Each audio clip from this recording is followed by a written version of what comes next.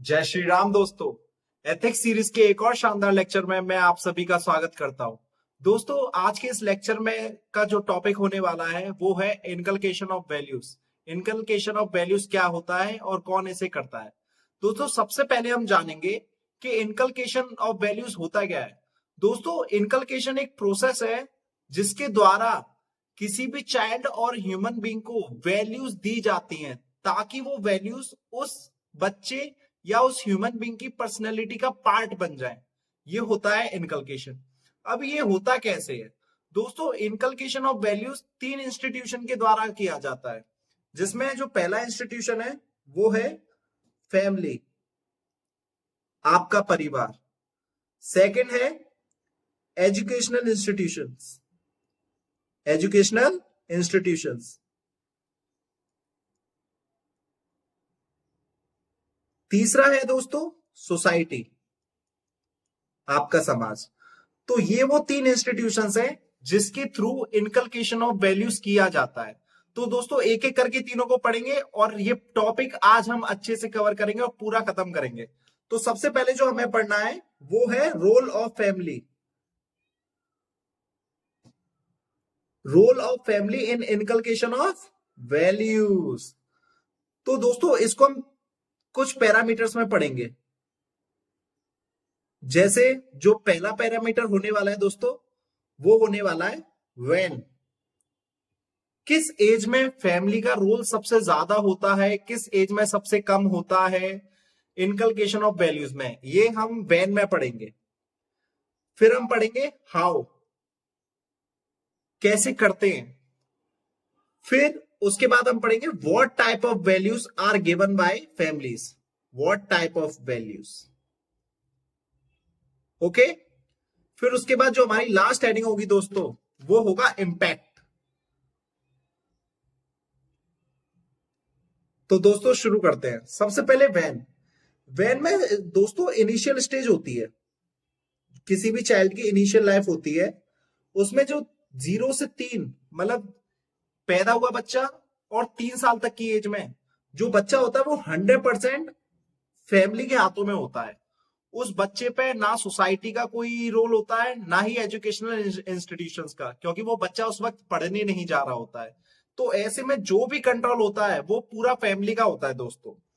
और जैसे जैसे 3 से 12 की एज आती है, इस एज में फैमिली का रोल जो होता है ना दोस्तों, वो दोस्तों से ज्यादा होता है। किससे ज्यादा होता है? दोस्तों से ज्यादा होता है। जैसे कि 0 से 3 तक बच्चा घर में ही रहता है, जो भी वैल्यूज बच्चे को दी जाती हैं वो फैमिली मेंबर्स ही देते हैं। और 3 से जनरली बच्चे स्कूल में बैठ जाते हैं, और जब वो बच्चे स्कूल में बैठ जाते हैं तो उनके दोस्त भी बनते हैं। फिर उस एज में क्या होता है, ये जो एज ग्रुप है, आपके दोस्त भी आपसे आपको कुछ सिखाते हैं, ठीक है। तो इस तरह से, पर जो मेन रोल होता है ना दोस्तों, वो अभी भी फैमिली का ही होता है, क्योंकि अभी भी आप छोटे होते हैं। आपको जो भी सिखाया जाता है वो आपकी फैमिली ही सिखाती है इस एज ग्रुप में। बट दोस्तों, बात आती है जब आप 12 से आगे बढ़ जाते हैं, दैट इज 13 ऑनवर्ड्स, क्योंकि यहां से आपकी टीनेज की शुरुआत हो जाती है। और इस एज में दोस्तों जो फैमिली का रोल हो जाता है ना, वो हो जाता है बहुत कम। आप जानते हैं ना, आपने सुना होगा, जैसे ही बच्चे टीन एज में आ जाते हैं तो फिर कहा जाता है कि बच्चा हाथ से निकल रहा है। तो क्यों कहा जाता है? क्योंकि जो बच्चे पे जो फैमिली का रोल होता है ना, जो इम्पैक्ट होता है वो कम हो जाता है। तो किसका ज्यादा हो जाता है? किसका ज्यादा हो जाता है मैं बताता हूं। जैसा मैंने बताया, 13 ऑनवर्ड्स, क्योंकि बच्चा टीन एज में आ जाता है, तो जो फैमिली का कंट्रोल हो जाता है वो हो जाता है लूज। लेकिन जो पीयर ग्रुप होता है ना, उसका जो रोल हो जाता है वो बढ़ जाता है। पीयर ग्रुप क्या? आपके दोस्त, क्योंकि इस एज में आप अपने दोस्तों के साथ बड़ा रहते हैं। दोस्त आपको सारी चीजें सिखाते हैं इस एज में, फैमिली ज्यादा नहीं सिखाती। फैमिली की तो आप सुनेंगे नहीं। अगर आपके दोस्त के बारे में फैमिली ने कुछ कह दिया ना, आप गुस्से में आ जाएंगे, क्या कह रहे हो? ऐसे नहीं, मेरा दोस्त बहुत अच्छा है, वो मैं उसके बारे में कुछ नहीं सुनूंगा। ये ऐसी एज होती है। तो जहां इस एज में 13 ऑनवर्ड्स, टीन एज में जितनी भी वैल्यूज दी जाती हैं वो दोस्तों के ज्यादा दोस्तों के द्वारा ज्यादा दी जाती है और फैमिली का रोल हो जाता है थोड़ा कम। ठीक है।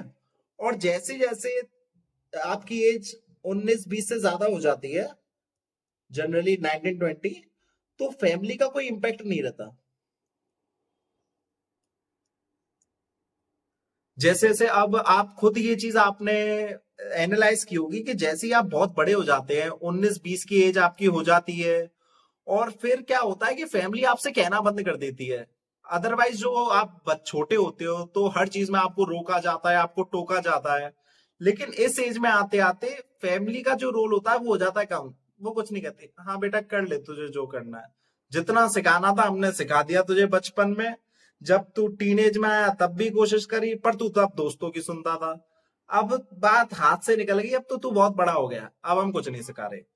तो आपने देखा दोस्तों, 0 से 3 100% फैमिली वैल्यू इनकलकेट करती है। जो फैमिली होती है वही आपको सिखाती है और किसी का रोल नहीं होता।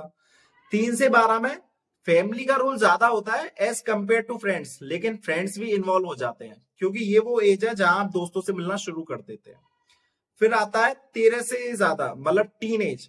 उसमें जो फैमिली का कंट्रोल हो जाता है ना, वो हो जाता है कम, क्योंकि पीयर ग्रुप का बढ़ जाता है ज्यादा, आपके दोस्त आपको ज्यादा सिखाते हैं। ठीक है, क्योंकि उनके साथ ही आप उठते बैठते हैं। और जो फिर एक एज आती है 19-20, फिर उससे ज्यादा, वहां फैमिली फिर कहना ही बंद कर देते, तो जो करना है तू वो कर यार, हम हमारा कोई वो दिक्कत नहीं है। ठीक है, ये चीज समझ में आई। अब हाउ, कैसे दोस्तों, इसके भी दो मेथड है। एक होती है डायरेक्ट टीचिंग और एक होती है इनडायरेक्ट टीचिंग। वैल्यूज कैसे सिखाई जाती हैं, तो एक होती है डायरेक्ट टीचिंग और एक होती है इनडायरेक्ट टीचिंग। सबसे पहले डायरेक्ट टीचिंग क्या होती है। आप जैसे आप छोटे बच्चे हो, ठीक है, आपकी फैमिली जब आप छोटे होते हो, ठीक है, तो आपकी फैमिली मेंबर्स आपको ये कह के सिखाते हैं कि बच्चों हमें झूठ नहीं बोलना चाहिए, हमें ईमानदार रहना चाहिए, ठीक है, हमें ये नहीं करना चाहिए, हमें वो नहीं करना चाहिए। तो वो डायरेक्ट हमें बोल के सिखाते हैं। तो जो वो हमें बोलते हैं ना, उसी चीज को कहते हैं डायरेक्ट टीचिंग। मतलब बोल के सिखाना, बताना क्या सही है क्या गलत है, कौन सी वैल्यू तुम्हें अपने अंदर लेनी चाहिए, कौन सी नहीं लेनी चाहिए, सच बोलना चाहिए, झूठ नहीं बोलना चाहिए, ईमानदार होना चाहिए, इस तरह से। और एक होती है इनडायरेक्ट टीचिंग। इनडायरेक्ट टीचिंग में आप बच्चे को कुछ सिखाते नहीं है, बच्चा आपको देख के सीखता है। बच्चा ना ऑब्जर्व करता है कि उसकी फैमिली मेंबर के लोग क्या कर रहे हैं, उसके फैमिली के मेंबर्स क्या कर रहे हैं। वो पापा को देखेगा, वो माँ को देखेगा, अच्छा पापा ये कर रहे हैं और माँ ये कर रही है। और मैं एक चीज बता दूं आपको दोस्तों, जो ऑब्जर्वेशन की जो ऑब्जर्वेशन लर्निंग होती है ना दोस्तों एक बच्चे की, वो ज्यादा होती है एज कंपेयर टू जो आप उसको सिखाते हैं। जो बच्चा ऑब्जर्व करता है ना, वो उससे जल्दी सीखता है, उसकी ज्यादा वैल्यू होती है एज कंपेयर टू जो आप उसको बताते हैं। एक बहुत मस्त एग्जांपल दूंगा दोस्तों। फॉर एग्जांपल, पापा ने अपने बच्चे को अभी बोला कि बच्चे झूठ नहीं बोलना चाहिए, झूठ बोलना गंदी बात होती है, कभी झूठ नहीं बोलना चाहिए, कभी झूठ मत बोलना, ठीक है। तो बच्चे ने सुन लिया, हाँ पापा समझ गया मैं, अच्छा झूठ नहीं बोलना चाहिए, कभी झूठ नहीं बोलूंगा, इत्तू सा भी नहीं बोलूंगा, इत्तू सा भी नहीं। तो बच्चे ने ये समझ लिया, हाँ। फिर उसके बाद आपके पापा को एक कॉल आता है और पापा बात करते हैं, हाँ अरे हाँ शर्मा जी कैसे हैं आप, बढ़िया सब, अरे सब बढ़िया। और शर्मा जी ने फोन पे कह दिया, अरे हमें आपसे मिलना था, आप कहाँ हैं। अब पापा को नहीं मिलना है शर्मा जी से, तो पापा ने फोन पे कह दिया झूठ, अरे शर्मा जी हम घर पे नहीं है, हम थोड़ा शिमला गए हैं अपने परिवार के साथ। तो वो जो बच्चा पास में बैठा होता है ना, उसने सुना, अरे पापा तो अभी मुझसे कह रहे थे झूठ नहीं बोलना चाहिए, और पापा ही शर्मा जी से झूठ बोल रहे हैं। इसका मतलब झूठ बोल सकते हैं, अगर खुद को बचाना है तो झूठ बोलना पड़ता है। तो बच्चे ने जो पापा ने बोला करने को, वो तो भुला दिया, पर जो बच्चे ने पापा को करते हुए देखा, वो बच्चा अब हमेशा याद रखेगा। तो इस तरह से बच्चा झूठ बोलना सीख सीख गया। हम बाद में कहते ना, अरे ये झूठ बोलता रहता है, हमें कुछ बताता ही नहीं है, अरे हम ही बिगाड़ते हैं बच्चे को। हम ही उसके सामने हम उसे ऑब्जर्वेशन लर्निंग दे देते हैं। हम बताते कुछ है और खुद कुछ और करते हैं, तो बच्चा कैसे नहीं सीखेगा भाई। तो ये चीज आपको समझ में आएगी नहीं आई। आपको आप भी जब पापा बन जाए तो बच्चे के सामने झूठ नहीं बोलना है, क्योंकि अगर झूठ बोलेंगे तो आपका बच्चा भी झूठ बोलेगा। लिख के दो, लिख के दो, लिख के दो। चलो कोई बात नहीं, सीख गए, मैं समझ गया आप समझदार लोग। अरे यूपीएससी एस्पिरेंट है भाई आप, कोई दिक्कत नहीं है। समझ में आ गया ये पापा बेटे का एग्जाम्पल। सॉरी, गलती हो गई, पापा बेटे का एग्जाम्पल। ओके दोस्तों, समझ में आया। अब हम पढ़ेंगे व्हाट टाइप ऑफ वैल्यूज, मतलब फैमिली बच्चे को किस किस तरह की वैल्यूज देती है। दोस्तों जनरली एक फैमिली अपने बच्चे को वही वैल्यू देती है जो वैल्यू उस फैमिली में होती है। ठीक है, फॉर एग्जाम्पल अगर कोई बच्चा है वो मिडिल क्लास फैमिली को बिलोंग करता है, कौन सी क्लास को, मिडिल क्लास फैमिली को, तो उस बच्चे को जो वैल्यूज भी मिलेंगी ना दोस्तों, वो भी हार्ड वर्क की मिलेगी, क्योंकि मिडिल क्लास फैमिली में हार्ड वर्क किया जाता है, और ऑनेस्टी की मिलेगी। तो इस तरह की वैल्यूज दी जाएंगी। तो मैंने क्या कहा कि बच्चे को क्या वैल्यू दी जाएगी, वो ये डिपेंड करता है कि फैमिली किस टाइप की है, नेचर ऑफ फैमिली, कि फैमिली के पास क्या वैल्यूज हैं। ओके दोस्तों, ये चीज समझ में आई। और दोस्तों एक और चीज भी याद रखनी है, जैसे ये तो जो मैंने एग्जांपल दिया है हार्डवर्क का, ऑनेस्टी का, ये तो कुछ गुड वैल्यूज हो गई, बट समटाइम्स अनइंटेंशनली हम बच्चों को कुछ नेगेटिव वैल्यूज भी दे देते हैं। जैसे for example values of communalism, values of communalism, racism और कास्टिज्म, इस तरह की वैल्यूज भी हम दे देते हैं। कैसे, एक एग्जांपल देखिए, जब भी शादी की बात आती है तो हम हमेशा कास्ट देखते हैं कि हमारी कास्ट में शादी होगी, देखते हैं या नहीं देखते हैं। और अदर कास्ट में हो जाए तो फिर हम भाई गुस्से में आ जाते हैं, अरे ऐसे नहीं हो सकता, हमारी कास्ट ये है वो है। तो ये जो कास्टिज्म की वैल्यू होती है, कम्युनलिज्म की वैल्यू होती है, ये भी हम कभी कभी अनइंटेंशनली दे देते हैं, और ये नेगेटिव वैल्यूज होती हैं जो वैसे हमें नहीं देनी चाहिए। बट जिस तरह की फैमिली होती है, अगर फैमिली का जो मेंटेलिटी है वो कम्युनलिस्ट है, तो वो फैमिली में जो वैल्यूज भी दी जाएंगी बच्चे को, वो भी कम्युनलिस्ट होंगी। ठीक है, ये चीज क्लियर हुई। मैं एक एक चीज क्लियर करूंगा दोस्तों, बस साथ बने रहना है। अब बात आती है इम्पैक्ट की। तो जो इम्पैक्ट होता है ना, वो चाइल्ड पे हाईएस्ट होता है फैमिली का। वैल्यूज के मामले में जो इंस्टीट्यूशन सबसे ज्यादा वैल्यू इनकलकेट करता है एक बच्चे में, एक चाइल्ड में, वो फैमिली होता है दोस्तों, सबसे ज्यादा बेहतरीन। ठीक है, चीज समझ में आई, रोल ऑफ फैमिली समझ में आ गया, अच्छे से समझ में आ गया होगा। तो चलिए आगे बढ़ते हैं। अब नेक्स्ट हम बात करेंगे दोस्तों, वो है हमारा role of educational institution, role of educational institution. लिखने में टाइम लग जाता है दोस्तों, पर क्या करें, लिखना पड़ेगा। दोस्तों एक चीज बात बता रहा हूं, अगर आपको क्लास थोड़ी स्लो लगा करे ना, तो प्लीज आप इसको 1.25 पे कर दिया करें जब भी मैं लिख रहा हूं, तो आपका टाइम बचेगा। क्योंकि आपके पास इतना टाइम नहीं है कि जब तक मैं लिख रहा हूं आप देखते रहें। तो ये चीज आप खुद से कर सकते हैं। ओके दोस्तों, तो दोस्तों इसको भी हम उसी तरह से पढ़ेंगे, उन्हीं पैरामीटर के अकॉर्डिंग। तो पहला पैरामीटर क्या था, बता दो यार, बता दो, बताते नहीं हो यार, व्हेन। दूसरा हाउ, तीसरा व्हाट टाइप ऑफ वैल्यू। अब तो आ गया होगा, चौथा भी बता दो इसी बात पे, क्या था, इम्पैक्ट। आ गया, पढ़ाई कर रहे हो जम के, इस बार तो यूपीएससी निकलेगा। तो दोस्तों वैन में जो एजुकेशनल इंस्टीट्यूशन का रोल आता है, जैसा मैंने क्या बताया, 3 तक तो बच्चा घर पर नहीं रहता है, जब तक उसकी 3 साल की एज होती है। उसके बाद वो बच्चा जाता है स्कूल में या फिर कॉलेजेस में। तो जो एज होती है ना, वो 4 से काउंट होती है, 4 से 14 तक। तो इसमें जो रोल होता है वो होता है प्राइमरी इंस्टीट्यूशन का। प्राइमरी इंस्टीट्यूशन से तो आप सब समझते ही होंगे क्या मतलब होता है, बताने की भी जरूरत नहीं है मुझे, छोटे बच्चे यहां। ठीक है, और इसमें बताया गया है, एक होता है सेकेंडरी, उसके बाद आता है सेकेंडरी एजुकेशन। जिसमें आ जाता है आपका कॉलेज, एग्जाम्पल कॉलेज। ठीक है, तो इस एज में वैन का मतलब इसमें आपको वैल्यूज दी जाती है। ठीक है, इन दो दोस्तों माफ कीजिएगा, लेट मी चेक। हाँ सॉरी दोस्तों, हाँ, तो ये हो गया वैन।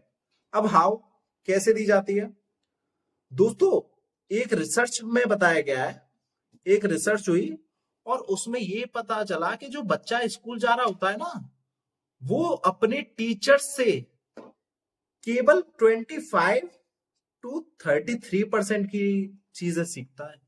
मतलब आप खुद सोचो, एक बच्चा जा रहा है स्कूल, स्कूल में टीचरों का काम होता है सिखाना, पर टीचर केवल 25 से 33% सिखा पा रहे हैं, तो ये बाकी कौन सिखा रहा है इन बच्चों को? सोचने वाली बात है। एक रिसर्च ने बताया कि टीचर तो बस 25 से 33% सिखा पा रहे हैं, तो बाकी कौन सिखा रहा है? अरे तुम्हें पता है यार कौन सिखा रहा है, तुम्हारा पीयर ग्रुप सिखा रहा है, तुम्हारे साथ बैठने वाले दोस्त। क्योंकि जब टीचर आता है तो तुम ये कहते हो ये जाएगा कब? अबे चला जा भाई, चला जा तू, मेरे दोस्त से बात करनी है मुझे। तो हम ये सब चीजें सोच रहे होते हैं। तो दोस्तों हाउ कैसे, कि एक रिसर्च में पाया गया क्या, कि टीचर्स तो केवल 25 से 33% सिखाते हैं, लेकिन बाकी सिखाते हैं आपके पीयर ग्रुप, आपके दोस्त वगैरह। ठीक है, ये चीज समझ में आई? आई होप सारी चीजें समझ में आ रही होंगी। तो इसके बाद ओ यहां लिख दो वरना आप कंफ्यूज हो जाएंगे। टीचर्स और बाकी की जो वैल्यू सिखाते हैं वो कौन सिखाता है? आपका पीयर ग्रुप, आपके साथ बैठने वाले दोस्त।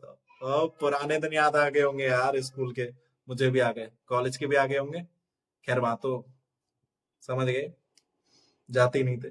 अब व्हाट टाइप ऑफ वैल्यूज पे आते हैं, टाइम वेस्ट नहीं करना है। ये डिपेंड करता है दोस्तों नेचर ऑफ इंस्टीट्यूशन, इंस्टीट्यूशन किस टाइप का है उस पर डिपेंड करेगा कि वैल्यू किस टाइप की दी जाएंगी। फॉर एग्जाम्पल, अगर इंस्टीट्यूशन कोई रिलीजियस है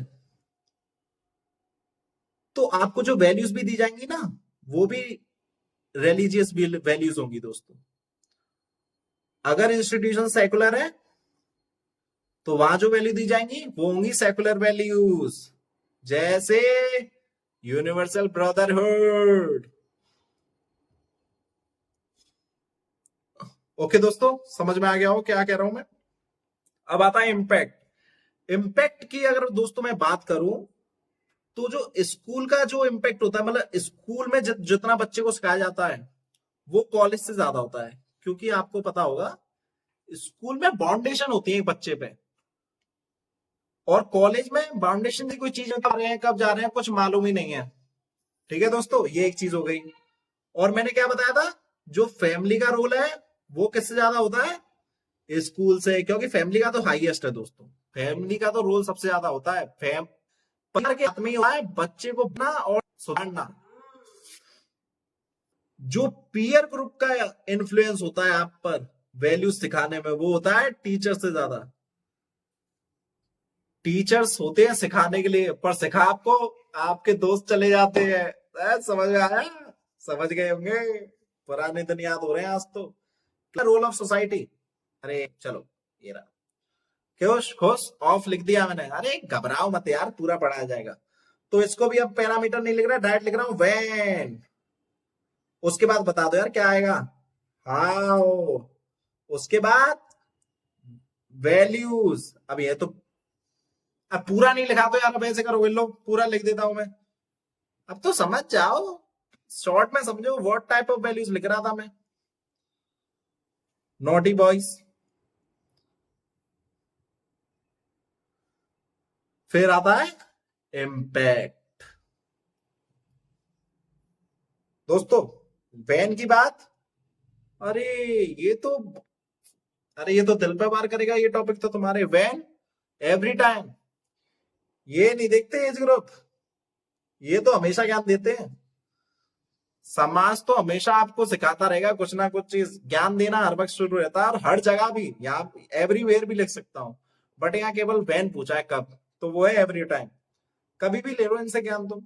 ठीक है, अब आता है हाउ। हाउ में आता है वंस ऑब्जर्वेशन। एक लड़का सोसाइटी में क्या चल रहा है उसको देख के सीखता है। ठीक है, सोसाइटी में क्या चल रहा है। और होता है सोशल सैंक्शंस, ये मैंने सिखा दिया है दोस्तों, बार बार नहीं सिखाऊंगा, टाइम वेस्ट नहीं करूंगा, पुरानी वीडियो देखो, सबसे पहली वीडियो में ही सिखाया था मैंने एथिक्स की, और ये टॉपिक भी पढ़ा दिया है, सोशल कंट्रोल। इस तरह से वैल्यूज इनकलकेट करता है सोसाइटी। ओके दोस्तों, ये चीज समझ में आई। अब आता है व्हाट टाइप ऑफ वैल्यूज, किस टाइप की वैल्यू सोसाइटी सिखाता है। दोस्तों सोसाइटी ये डिपेंड करता है कि कौन सी वैल्यू सिखाता है, कि आप किन लोगों के साथ बैठ रहे हो सोसाइटी में, सोसाइटी के किस ग्रुप का आप पे ज्यादा इन्फ्लुएंस है। ओके दोस्तों, और जो सोसाइटी वैल्यू सिखाता है वो दोनों तरह की हो सकती हैं। सोसाइटी आपको पॉजिटिव वैल्यूज भी सिखाता है और नेगेटिव वैल्यूज भी सिखाता है, गुड गुड और बैड दोनों सिखा देता है। मैं एग्जांपल दूंगा तो क्यों टेंशन ले रहे हो। वैल्यूज कैन बी गुड और बैड। एग्जांपल ले लो, फॉर एग्जांपल रिलेट कर सकते हैं यार, चलो बताता हूं इसको, मैं वैसे बताता हूं। आप गए अपने रिश्तेदारों के घर पे, अरे एक चीज तो रह गई, सोसाइटी में आता क्या क्या है, सोसाइटी में दोस्तों सब कुछ आ जाता है, रिलेटिव्स, आपके रिश्तेदार, ठीक है, आपके नेबर्स, रोड स्ट्रीट पर घूमने वाले लोग, ठीक है, सब कुछ आ जाता है सोसाइटी में। और सोसाइटी का क्या मतलब होता है पहले ही बता चुका हूं।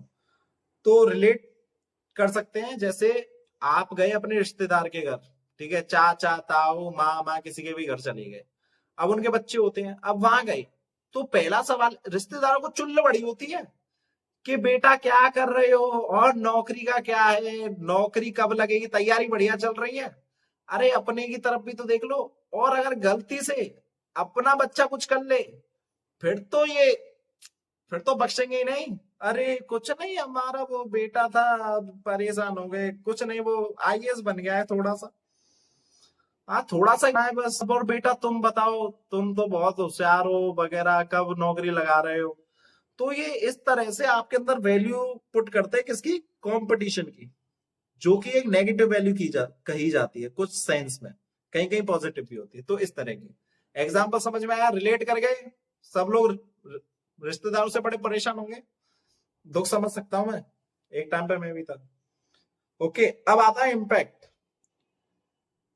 इम्पैक्ट की अगर दोस्तों मैं बात करूं तो जो फैमिली का इम्पैक्ट होता है वो मैंने क्या बताया था, सबसे ज्यादा होता है। उसके बाद एजुकेशनल इंस्टीट्यूशन का, उसके बाद होता है सोसाइटी का। ये समझ में आया दोस्तों, ये याद रख लेना, पेपर में काम आएगा आंसर राइटिंग में। बट समटाइम्स कुछ ऐसा भी हो जाता है, अगर आपकी फैमिली नहीं है और एजुकेशनल इंस्टीट्यूशन भी कुछ अच्छा नहीं, अच्छी क्वालिटी का नहीं है, तो वहां सोसाइटी का रोल ज्यादा हो जाता है दोस्तों। ठीक है, कब, जब आपकी family in absence of family members, in absence of family members,